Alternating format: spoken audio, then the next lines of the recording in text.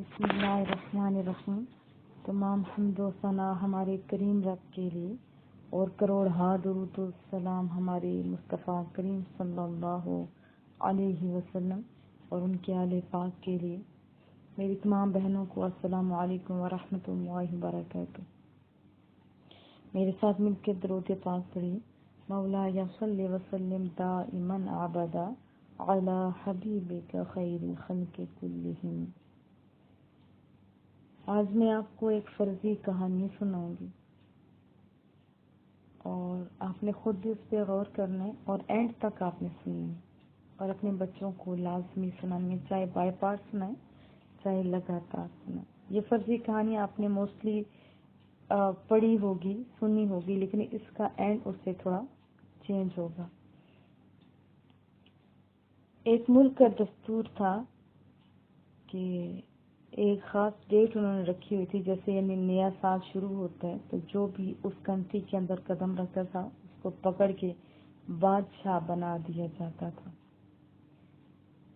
اور لاسٹ میں یعنی آخری دن مثال جب گزر جاتا تھا تو آخری دن اسی بادشاہ کو جنگل میں چھوڑ دیا جاتا تھا تاکہ اس سے جانور کھا جائے۔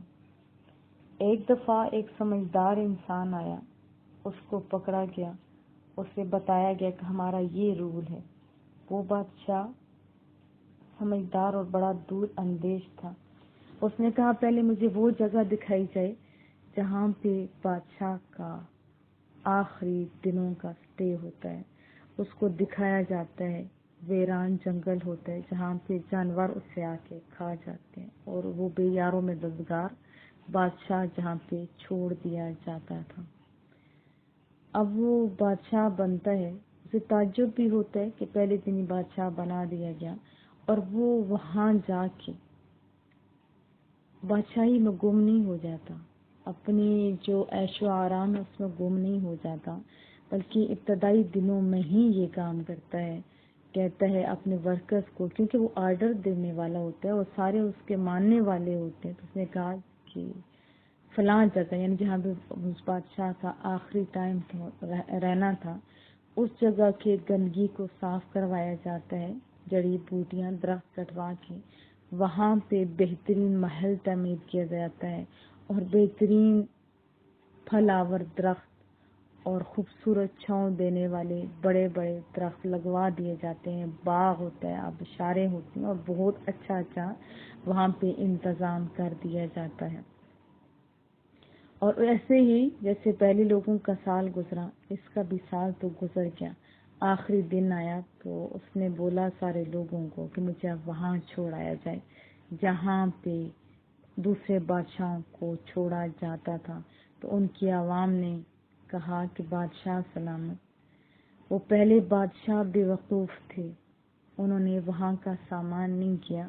آپ کے اس عمل سے ہم لوگ خوش ہو گئے کہ جس کو اس طرح کا خیال ہے، اتنا دور اندیش ہے، اب یہی بادشاہ ہمارا پرماننٹ رہنا چاہیے۔ اس کہانی میں کیا تھا؟ بادشاہ پہلے دن ہی، جیسے ہم دنیا میں آتے ہیں تو انسان بادشاہ ہی ہوتا ہے۔ یہ ہم کہتے ہیں ہم غریب ہیں، غریب کوئی بھی نہیں ہوتا، ہر انسان بادشاہ ہوتا ہے۔ کیسے؟ چند مثالوں سے سمجھانا چاہوں گی کہ ہمارے اندر کروڑوں کا دل ہوتا ہے، اسی طرح دماغ ہوتا ہے، پھیپھڑے، اور اپنے اعضاء پہ غور کیجیے، اپنی آنکھوں کا ہی دیکھو مول نہیں، اپنے دانتوں کا، اور اتنے خوبصورت اعضاء ہیں آپ کے۔ پہلے دن انسان بادشاہ نے اتنی زیادہ جائیداد کا وارث، چاہے جھونپڑی میں جنم لے چاہے محل میں، اتنی زیادہ دل، دماغ، آنکھیں اور بہت کچھ ہوتا ہے۔ اور اس کے ساتھ جیسے دنیا میں اینٹینا ہوتا ہے ٹی وی کو چلانے کے لیے، انسان کے اندر وہ اینٹینا فٹ ہے۔ ابھی تو یہ بیماری لوگوں میں ہو رہی، عام نہیں ہے، کہ اگر ہمارا دماغ وہ سگنل دینا چھوڑ دے تو ایسے ہی جس کا سگنل نہیں پہنچے گی، مثلا بازو کے یا ٹانگ کے، تو وہ اسی ٹائم مفلوج ہو جاتا ہے۔ تو وہ بچہ جو ابھی دنیا میں آتا ہے وہ اس ٹائم ہی بادشاہ ہوتا ہے۔ اس کے سارے اعضاء کام کر رہے ہوتے ہیں، اسے رونے کا، اسے کھانا مانگنے کا سلیقہ بچپن ہی سے آتا ہوتا ہے، اور پانی پینے کا، اسے دوسروں کی توجہ حاصل کرنے کا، اسی طرح اگر درد ہو تو رو کے بتانے کا اسے پتا ہوتا ہے۔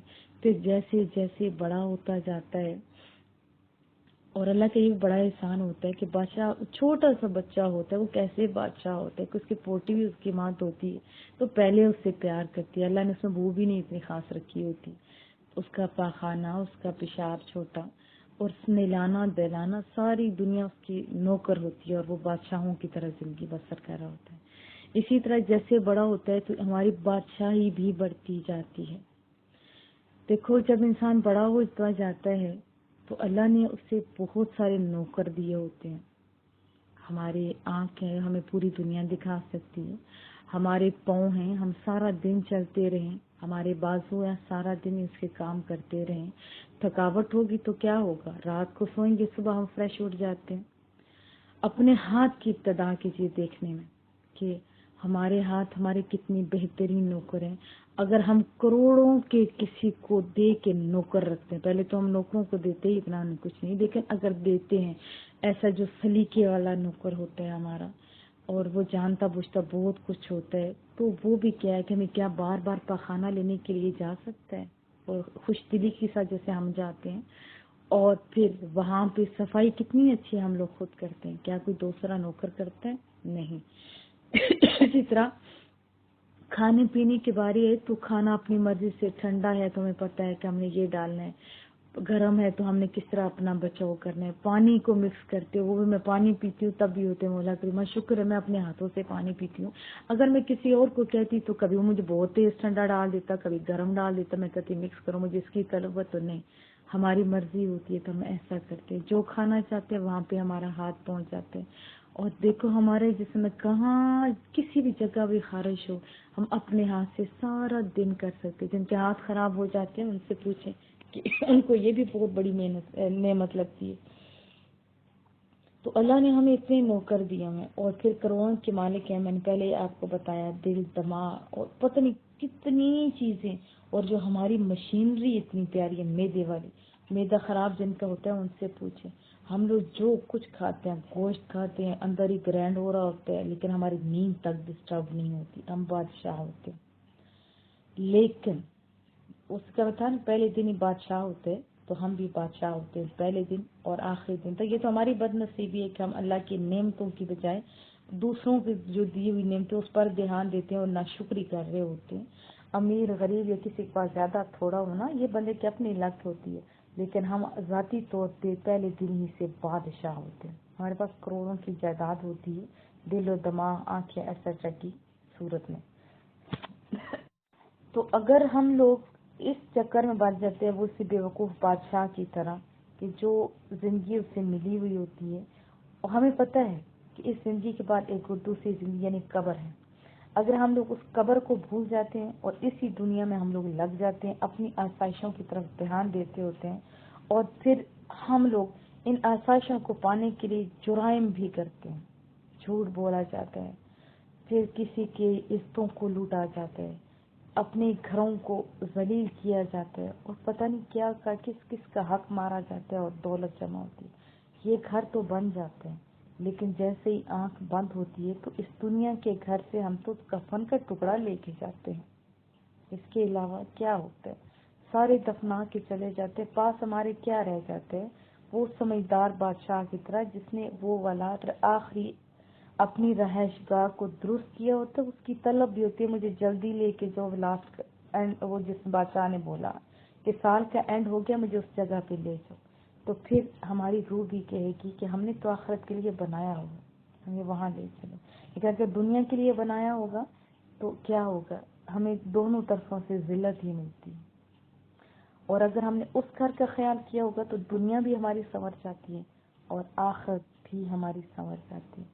خود بھی اور اپنے بچوں کو بھی دھیان دلوائیں کہ اپنی قبر سے جو ہے اس کو سدھارنے کی کوشش کریں۔ دیکھو ہم مائیں ہیں، اس میں میجورٹی تو ماؤں کی ہے۔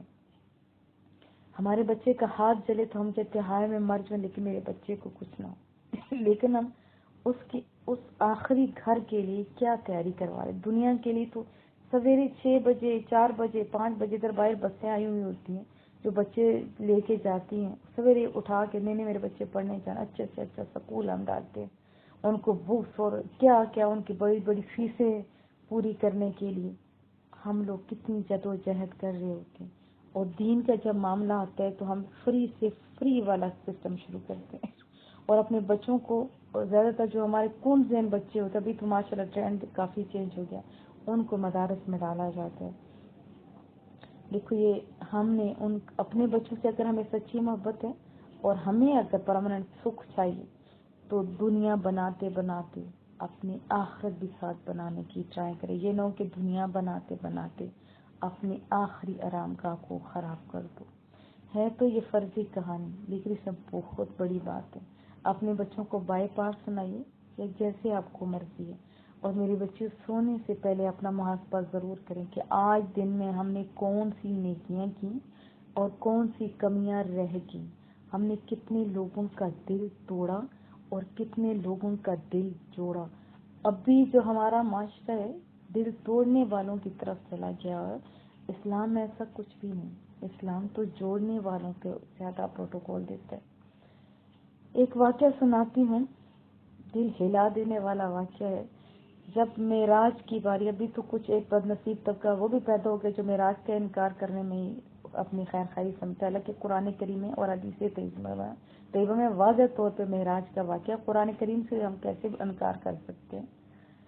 بہرحال یہ مستند حدیث ہے اور سیاست کی ساری بکس میں یہ پائی جاتی ہے. رسول اللہ صلی اللہ علیہ وسلم جب رب سے ملاقات ہوتی ہے، بہت ساری راز و نیاز کی باتیں ہوتی ہیں اور سب کو پتہ ہوتا ہے کہ اس کا راز و نیاز کی باتیں ہیں. حضرت ابوبکر صدیق جو بچپن سے دوست تھے، لیکن وہ اچھے دوست تھے، مروت میں تھوڑا لحاظ رکھنے والے، ایسے قریدنے والے بھی نہیں تھے، تو بڑے پیارے سے بندے تھے. رسول اللہ صلی اللہ علیہ وسلم ساروں سے پیار بھی بہت کرتے تھے، لیکن جو راز و نیاز کی جو بتانے والی بات ہوتی وہ بتا دیتے، جو راز و نیاز کی ہوتی تو نہیں بتانی ہوتی، تو انہوں نے اصرار بھی کبھی نہیں کیا تھا. بہرحال ایک دفعہ رسول اللہ صلی اللہ علیہ وسلم اپنی بیوی عائشہ کے ساتھ بیٹھے ہوتے ہیں. حضرت عائشہ ویسے بھی رسول اللہ کو بہت پیاری تھی، تو بہت ہی محبت، درجۂ رحمت آپ سمجھے جوش پہ تھا. تو فرماتے ہیں عائشہ آج جو مانگنا ہے مانگ لو، جو مانگے گی تجھے ملے گا. رسول اللہ تو سچ بولنے والے تھے، صادق اور امین تھے. حضرت عائشہ ہماری طرح نہیں تھی کہ یہ مانگ لو تو وہ مانگ لو. انہوں نے سوچا آج درجۂ رحمت جوش پہ ہے تو کچھ بڑی چیز مانگنی چاہیے. تو عرض کرتی ہیں یا رسول اللہ کیا میں اپنے والد محترم سے مشورہ کروں؟ رسول اللہ صلی اللہ علیہ وسلم فرماتے ہیں ہاں عائشہ تمہاری مرضی، ضرور کرو. وہ اپنے والد محترم کے پاس جاتے ہیں. وہ والد محترم بھی ہماری طرح نہیں تھے، وہ گھریلو لوگ تھے.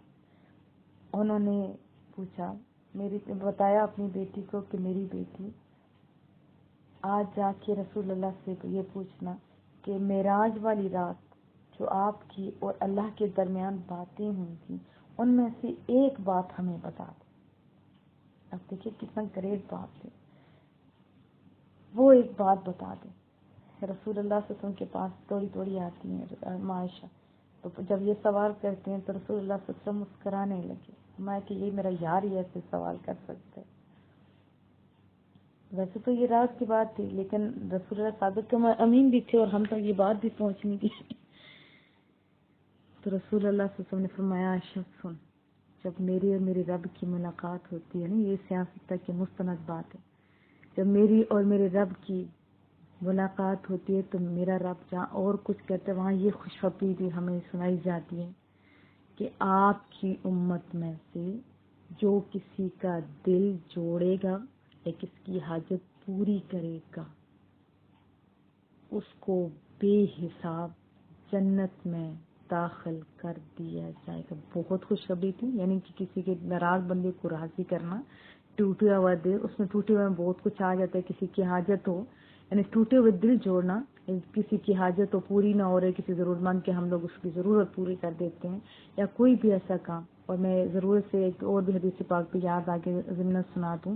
رسول اللہ صلی اللہ علیہ وسلم نے فرمایا کہ کسی بندے کی حاجت کو پورا کرنا مجھے مسجد نبوی، جس کا اتنا زیادہ ثواب ہے، مسجد نبوی میں بیٹھ کر 10 साल की इबादत से अफजल है।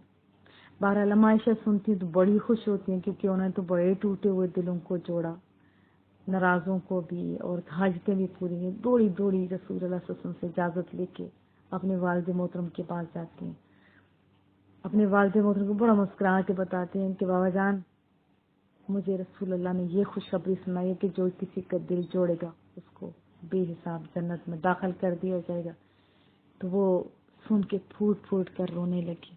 मायशा को हैरत हुई कि मैं इतनी खुशखबरी सुना रही हूँ और ये रो रहे हैं।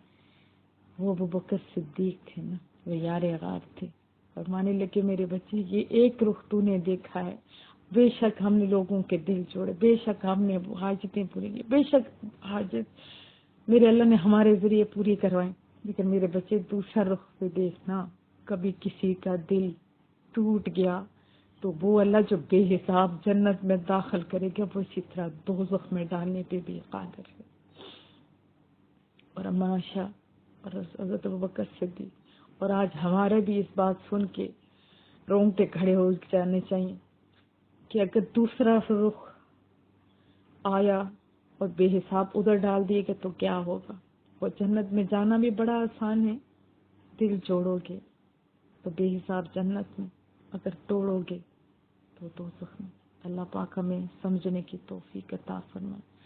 हमेशा दुआओं की दरखास्त है अल्लाह सबको, सुनने वालों को, सारों को, और पूरी उम्मत मोहम्मदिया को खुश आबाद और कल्बी से में सुकून अता फरमाए। और तमाम वो लोग जो परेशान हाल हैं, सबकी परेशानियों को करीम रब दूर फरमाए। और हम जो लोग काम कर रहे हैं, हमारे साथ भी जो है, हम लोग भी जो कर रहे हैं, मौला करीमा हम सब के लिए आसानियां पैदा फरमा और कामयाबियां नसीब फरमा। ज़माने के सामने मेरे मौला करीमा अपने सामने हमें सुरखरू फरमा। अस्सलामु अलैकुम व रहमतुल्लाहि व बरकातुहू। सुब्हानक अल्लाहुम्मा व बिहम्दिका नशहदु अन ला इलाहा इल्ला अंता नस्तगफिरुका व नतूबु इलैक।